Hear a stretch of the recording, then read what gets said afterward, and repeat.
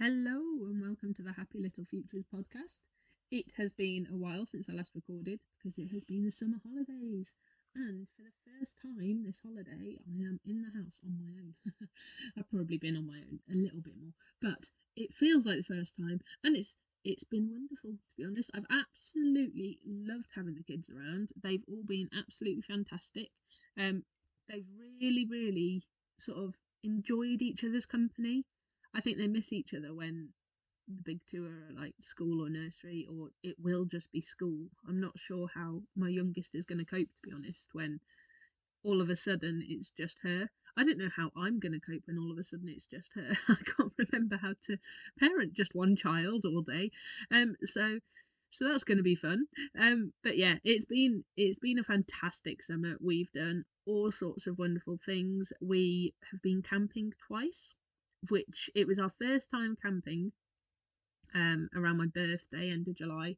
So we went with my parents, and it was wonderful. I didn't know what to expect as far as the kids were concerned. I thought they'd enjoy it, but I didn't know that I didn't think that they'd be quite as engaged the whole time.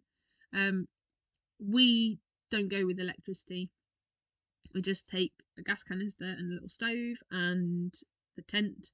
Um, so we did that. Our tent is tiny, so we had a little four-man, and then mom and dad's one was a bit bigger. So we went we went in our four-man and cooked in their big one. Sort of had that stuff there, and it was wonderful. They absolutely just it was rated. The one day we got so wet. We went on the train, and we went for a walk, and we got absolutely drenched through. I mean, drenched through. I mean, Wales style of rain, drenched through. But it was brilliant. The kids were still laughing and playing, and it was just fantastic. I think for them having that opportunity to just be free. Yes, we're restricted to the campsite. Yes, we're restricted to sort of like around the tent and stuff like that. But to just be out in nature, no shoes on, no real boundaries with sort of like inside and outside in that sense. It was just fantastic. We didn't take many toys. We took a few outdoor toys and a few books, and we got them all a magazine as a treat. I don't know about you, but whenever we walk into any shop and they see the magazines, they're like, "Oh, I want this, I want that, I want the other," because they look really exciting. So which I'm sure I did as a kid as well. But we treated them to their first ever magazine to take away with them, which they loved. Our son is so into Andy's dinosaurs and all of that sort of stuff. He loves exploring, so he was wearing his explorer's outfit and looking at his magazine and doing all of that, which was lovely. Our eldest got one that had nail varnish and nail stickers, obviously, because she'll be 6 next week. 6 is the new 16. So she had that, and our youngest had Bluey, which she didn't seem entertained by it at all for ages. She was like, "I want that one, I want that one." We're very much in that phase of life at the moment. But actually, when the one day, I think was it the last day or the day before, all of a sudden she disappeared for ages into my parents' tent, and then she came out, and she'd just been like going through her magazine so much that it had all fallen apart, and she was so happy. So that was wonderful, and that was something different, something new for them. So yeah, so it was really wonderful. They were fantastic. I loved being out in nature and reconnecting with nature and camping and stuff. We've both really missed it, me and my husband. So that was lovely. Um, and they just had a fantastic time. So much so that we said, right, we'll go again in a few weeks' time on our own to the Peak District.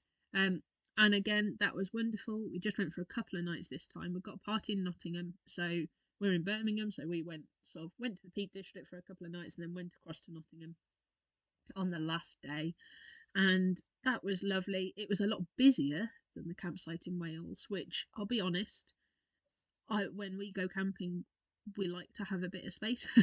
For us, it was possibly a little bit too busy, but it was a Friday and Saturday, and there was obviously going to be lots of people. Plus, the Peak District is very central.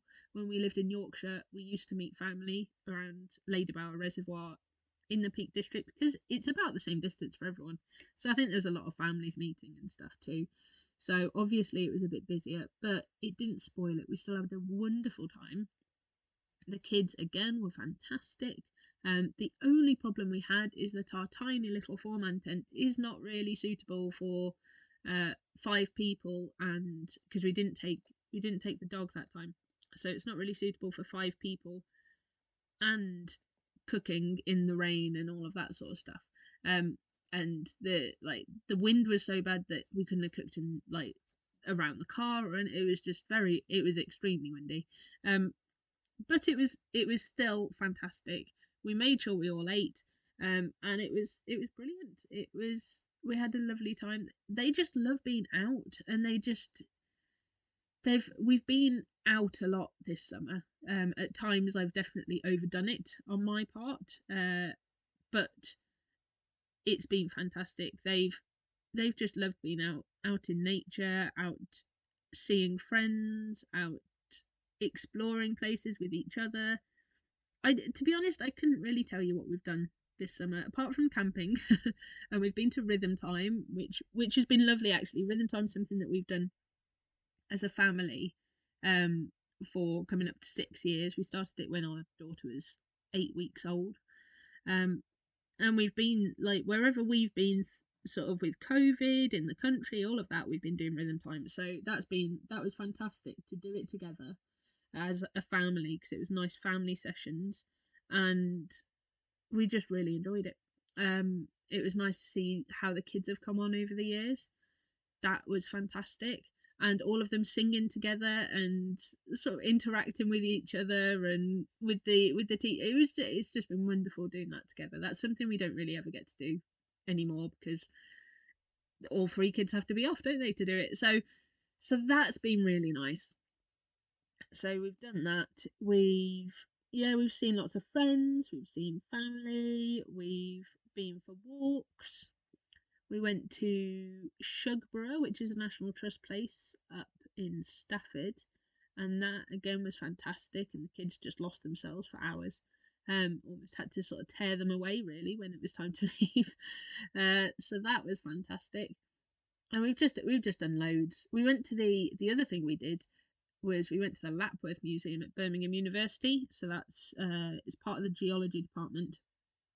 Has loads of fossils and crystals and rocks, and for me and my husband that was fantastic, because being geologists, we were just in our element. And our son has always been going on about going to a museum. We were going to go to Oxford Museum for his birthday, but it just didn't happen. It just wasn't that easy, so we didn't go there in the end. But we went to the Lapworth Museum, and that was brilliant. It was just a couple of hours, but it was really good to see them getting interested and excited about all the different natural history and all of that sort of stuff, seeing the different rocks and crystals and fossils and identifying them for themselves was wonderful. That's something that again we haven't really done much. Well, we've done a lot of that together as a family out and about in the country, but we've not done that as a family in a museum. So that was lovely to see them doing that,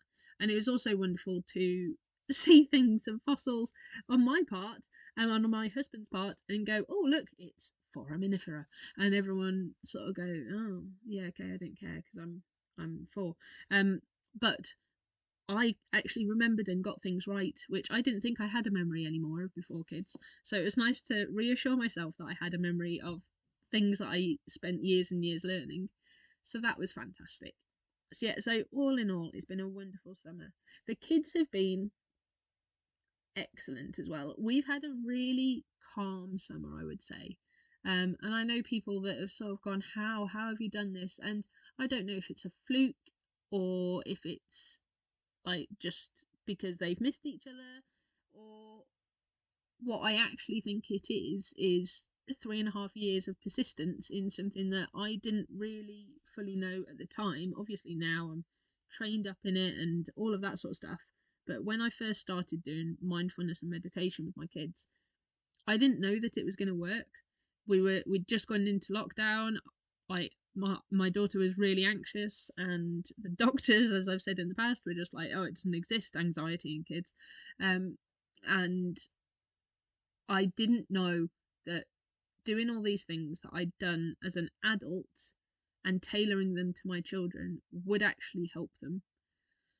I the way that I teach the way that I teach now, the way that I've taught my kids, is not sitting down and meditating. It's very much following their lead, looking at their interests, and modeling how to be mindful and meditate, sort of, be it a meditation of a breath or sort of just crafting or whatever, how to do that.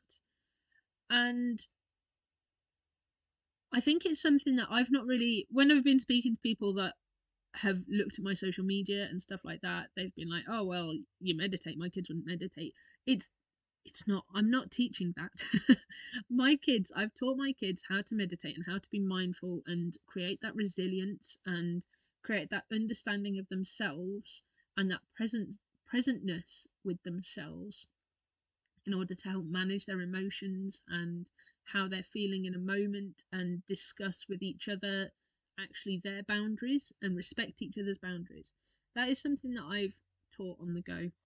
If you try to sit down a child, if you try to sit down a child of your own, I've sat down and done sessions with brownies and rainbows and other people, and those kids have been receptive because they are not my children. My children, at the moment in particular, won't sit down and meditate. I can't go, right, let's meditate. But what I can do is I can engage with them on another level, and I can be present with them and model a meditative behavior, a mindful behavior. And they have learnt that over the years.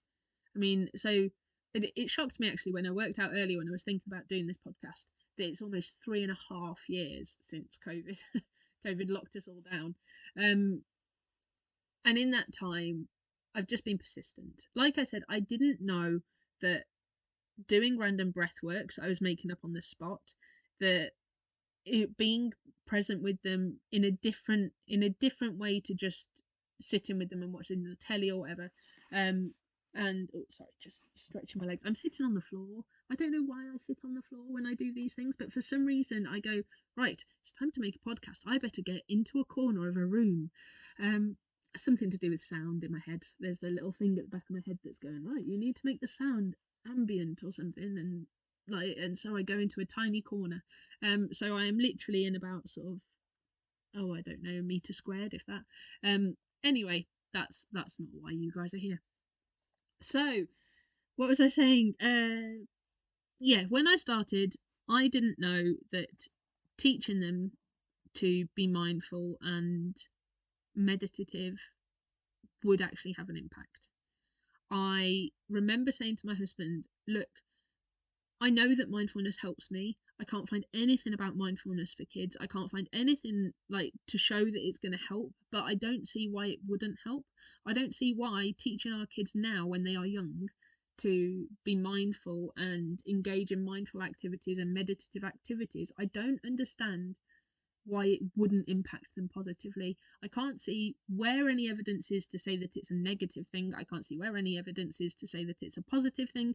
But I feel in my heart of hearts that by teaching them to breathe and to be present and to engage with themselves in the present moment, I believe in my heart of hearts that this is only going to be a positive thing for them. It's been hard for me to learn how to be mindful and meditate, and now I don't have the time to do it, so I have to do it on the go in the few seconds that I have here and there.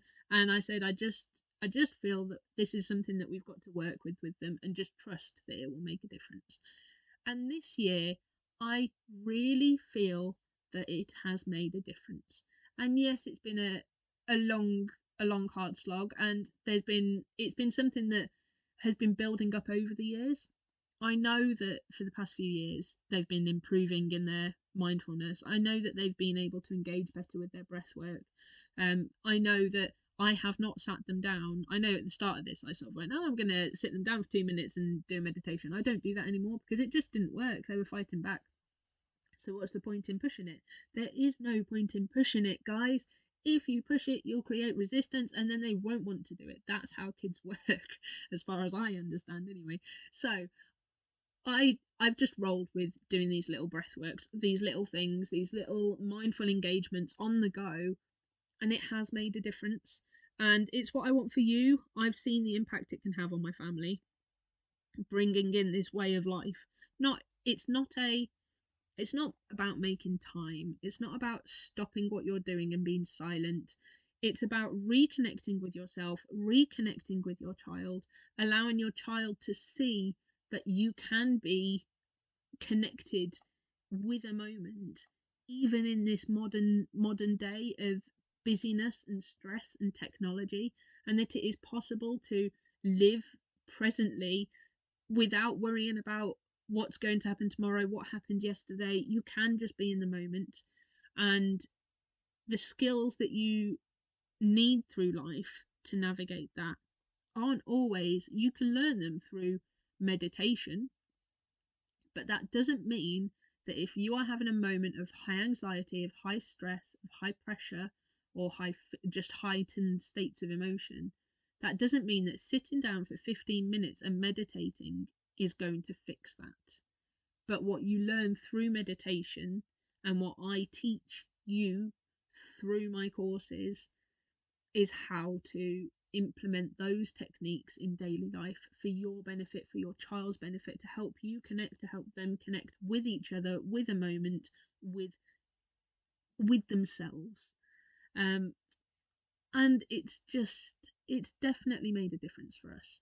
And I know it sounds like going on and on and on, but I'm really proud of my kids this summer. I've watched them.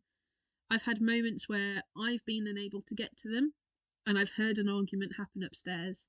And then, like my son, there was one particular moment where my son ran downstairs all angry, and I think I was on the phone to the doctor or something. And so I couldn't engage with him in the way that he needed in that moment. And so I just sort of like patted him on the shoulder and just had to carry on talking to the doctor. And he stayed with me. Well, he didn't even stay with me. He just stayed downstairs for a few minutes. And then he walked off upstairs, and I heard him say to his sister, "I'm sorry, I just wanted to do X, Y, or Z. I didn't mean to upset you." And she went, "That's okay. I'm sorry, blah, blah, blah, blah, blah. Like, I'm sorry that you felt X, Y, or Z, and blah, blah, blah, blah, blah. And this is like, and now let's move on, basically, is what she was saying." And I remember stepping back from that phone call and that moment and seeing how grown up my kids were, and seeing how in that moment they'd had a bust up. They'd both recognised their feelings. My son had taken himself away from the situation, which is the way for him. I quite often try to encourage that sort of mindful meditative behaviour because that's what works for him.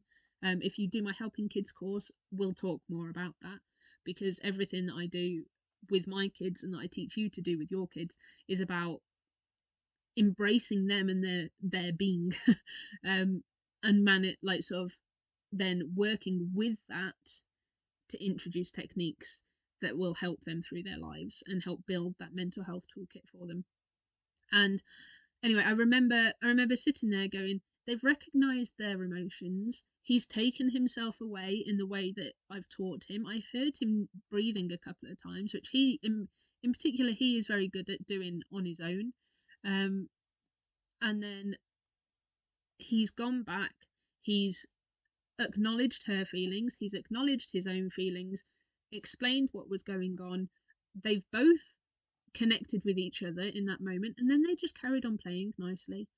And I'm not saying that every moment has been perfect like that, but that was a moment that for me was like, yes, what I have been doing for 3.5 years, drip feeding throughout our days without really making a massive deal about.